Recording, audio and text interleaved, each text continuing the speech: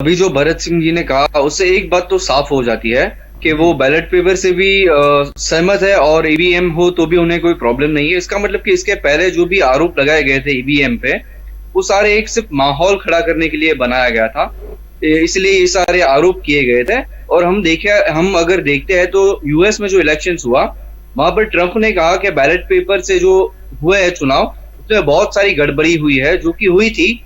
जितनी जनसंख्या है उससे ज्यादा हमें वोट्स देखने मिले थे। तब कांग्रेस सपोर्टर्स और कांग्रेस के नेता कह रहे थे कि देखिए ये ट्रंप कैसी बातें कर रहे हैं, जब ईवीएम या बैलेट पेपर में कोई प्रकार की छेड़खानी हो ही नहीं सकती। पर वही चीज जब आप भारत में कर रहे थे वो सही थी। आप ट्रंप पर आरोप लगाते हैं कि जो चुनाव हुआ है वो बराबर हुआ है, लेकिन भारत में आप कहते हैं कि ईवीएम में गड़बड़ी है। दिल्ली की सत्ता चाहिए ना उनको, दिल्ली की सत्ता चाहिए। राजीव गांधी को प्रधानमंत्री बनाना है, इसलिए मुझे लग रहा है कि राहुल गांधी जी इतना मेहनत करते हैं फिर भी चुनकर नहीं आ रहे हैं, प्रधानमंत्री नहीं बन रहे हैं, तो कहीं न कहीं ईवीएम मशीन की ही गड़बड़ी होगी।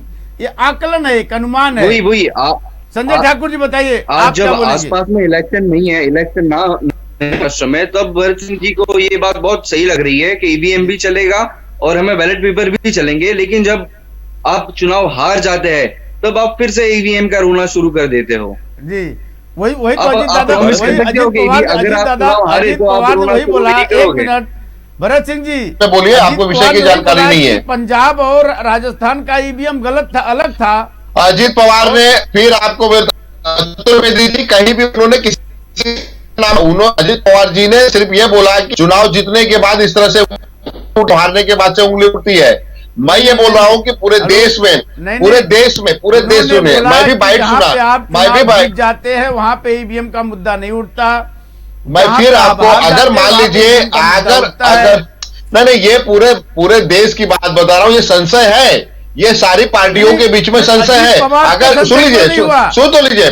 नहीं, मैं ये बोल रहा हूँ हर व्यक्ति को अपना मत जाहिर करने का इस देश में आजादी है सर। अगर अजित पवार ने बोला है तो हमें उससे कोई लेना देना नहीं है। अजित पवार बोल रहे हैं, बोलने दीजिए। हमारी पार्टी का जो स्टैंड है वो स्टैंड आपको बता दिया। वो जो तकलीफ हो रही है मैं समझ रहा हूँ, वो तकलीफ की दवा भी आपको हम लोग खोजेंगे। नहीं, मुझे तकलीफ कम हो रही है, मुझे तकलीफ कम हो रही है, लेकिन इससे ज्यादा आपको तकलीफ हो रही है कि ये एक बैलेट पेपर कैसे आ रहा है, बीजेपी हार जाएगी। वो तो वही बताया गया है कि जिसकी पीड़ा वही जाने। हैं, बताइए संजय ठाकुर जी।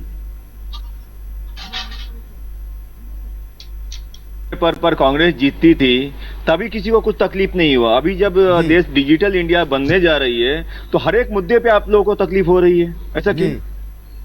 अभी एक बात, डिजिटल इंडिया में पैसा भी गायब हो जाता है बैंक से। संजय जी, डिजिटल इंडिया में ये सरकार को कहना पड़ रहा है बार बार आके कि नहीं फ्रॉड हो रहा है, फ्रॉड चल रहा है, आप डिजिटल पे ज्यादा भरोसा मत करिए। यही डिजिटल नहीं मोदी जब मुख्यमंत्री तो विरोध करते थे, आधार करते थे, इसी पैन कार्ड का विरोध करते थे, इसी कंप्यूटर का विरोध करते थे। नरेंद्र मोदी ने विरोध किया था। जब राजीव गांधी ने कंप्यूटर लाया था तो विरोध किया था, अरे ये पागल हो गया, इस देश में कंप्यूटर कौन यूज करता है, किसी को चलाने नहीं आता है। आज नरेंद्र मोदी जी ये बोलते हैं कि नहीं कंप्यूटर मस्ट इंपॉर्टेंट हो गया, आधार कार्ड मस्ट इंपॉर्टेंट हो गया।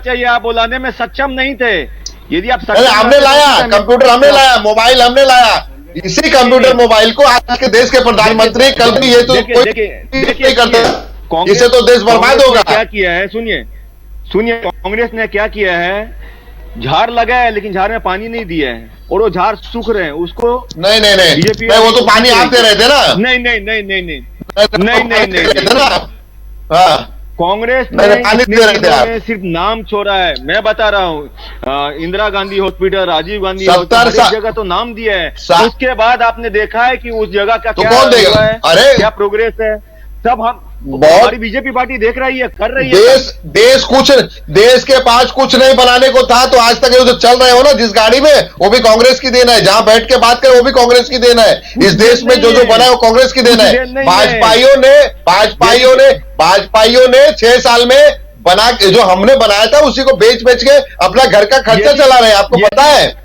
आपको पता है, आपको पता होना चाहिए कि 6 साल में क्या क्या बचा।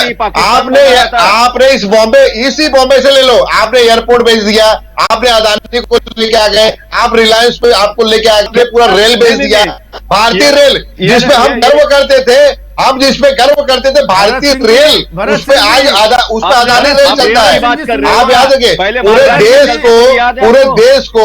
पूरे देश को अगर बेच के किसी ने खाया है और खा रहा है, तो वो खा रहा है भाजपा ही खा रहे हैं, भाजपा इस देश के जो है, हम दो और हमारे दो, ये दोनों मिलके जो है देश को बेच रहे हैं, एक बेच रहा और एक खा रहा है। इस देश में हम दो और हमारे दो। हेमंत जी की आवाज बढ़ाइए। भरत सिंह जी, मुंबई का बस डिपो किसने बढ़ा, हेमंत कामले जी बताएंगे। मुंबई का कैसे ना कि ये जो हमारे चर्चा का विषय है ईवीएम मशीन। अब ये अब आ गया मुंबई बेचने से देश बेचने तक। नहीं, ये इस टॉपिक पर हम कई बार बात। ड्राइविंग बहुत अच्छी करते हैं। नहीं, जाना होता है, नहीं, चले जाते हैं नागपुर। हमारे डिबेट चल रही है ईवीएम मशीन पर।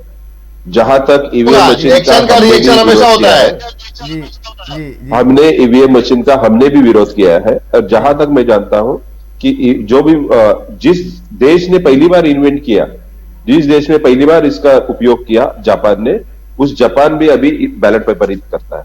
अमेरिका है जो बैलेट पेपर पर करता है, न्यूजीलैंड है बैलेट पेपर पर करता है। आप ये एक बात को समझिए कि जहां पर इस लोकतंत्र के हम लोग ने चुना है, लोकतंत्र की बात करें तो जहां पर मेजॉरिटी पब्लिक अगर चाहती है, अब मेजॉरिटी पब्लिक तो आप तो पब्लिक में जाके तो वोटिंग नहीं कर सकते हो, लेकिन हमने जहां पर सांसद चुन के दिए हैं, उन सांसदों में से वहां पर जो भी ईवीएम चाहिए, बैलेट चाहिए, इसका तो 1989 में इसका अमेंडमेंट हो चुका है। अब इसको अगर बदलना है तो संसद में करना पड़ेगा। तो कांग्रेस अगर कैसे है कि हमने तो विरोध किया है, हमने तो विरोधियों को सबको एक आने को कहा था, लेकिन तभी ये प्रयास शायद विफल हुआ। तब सोनिया जी ने उस तरह से अगर सबको बोलते क्योंकि ये तो राष्ट्रीय लेवल की पार्टियां है, हम तो प्रदेश लेवल की पार्टी है, लेकिन हमने फिर भी ममता जी से मुलाकात की थी, राज साहब ने सोनिया जी से की थी। अब मुद्दा ये है कि भाई अगर कांग्रेस को अब चाहिए तो उसके लिए मेजॉरिटी में आना पड़ेगा। मेजॉरिटी में आना आप किसी मेजॉरिटी में आपको उस बिल को पास करना पड़ेगा। हमारे इसमें कानून में, संविधान में इसका प्रावधान है। जैसे कि भरत सिंह ने कहा कि भाई ये प्रावधान में हम बैलेट या ईवीएम ये चुन सकते हैं, तो आप ये आने वाले इलेक्शन में करके दिखाइए। सरकार आपकी है, यहां पर महाराष्ट्र में सरकार आपकी है। आने वाली जो पंचायत महानगर पालिका के इलेक्शन, आपके यहाँ पर 4 से 5 महानगर पालिका की इलेक्शन आ रही है, वहां पर बैलेट में आप करा सकते हैं ना। हम तो आपको सपोर्ट कर रहे हैं। नहीं करवाएंगे ना, हम आपको सपोर्ट कर रहे हैं। करवाइए। चलिए अब बीजेपी भरत सिंह जी, और बीजेपी पहले सुंदरी ठाकुर से बात कर लेते, फिर आपको भरत सिंह चतुर्वेदी जी, सुंदरी ठाकुर जी, चतुर्वेदी जी 1 मिनट, मेरी बात पूरी नहीं हुई है। जहां तक अगर भाजपा के यहां पर प्रतिनिधि बैठे हैं और उनको कॉन्फिडेंस है कि हमारे वोटर्स हमारे काम से प्रसन्न है, हमारे डिजिटल इंडिया से प्रसन्न है, हमारे किसान बिल से प्रसन्न है, तो वो मुझे नहीं लगता कि वो विरोध करेंगे डिजिटल। या तो बैलेट पे करो, ईवीएम में करो। अब कांग्रेस के पाले में ये बॉल गई है कि कांग्रेस, शिवसेना और राष्ट्रवादी की सरकार है। अब इनको तय करना है कि भाई बैलेट पे करना है कि ईवीएम में करना है। अगर नाना पटोले बोला है, नाना पटोले तभी विधानसभा अध्यक्ष थे, अब वो पार्टी के महाराष्ट्र प्रदेश अध्यक्ष बन गए, तो अभी कांग्रेस, राष्ट्रवादी और शिवसेना मिलकर इसका डिसीजन लेंगे, इसका निर्णय करेंगे कि भाई बैलेट पे करना है कि ईवीएम में करना है।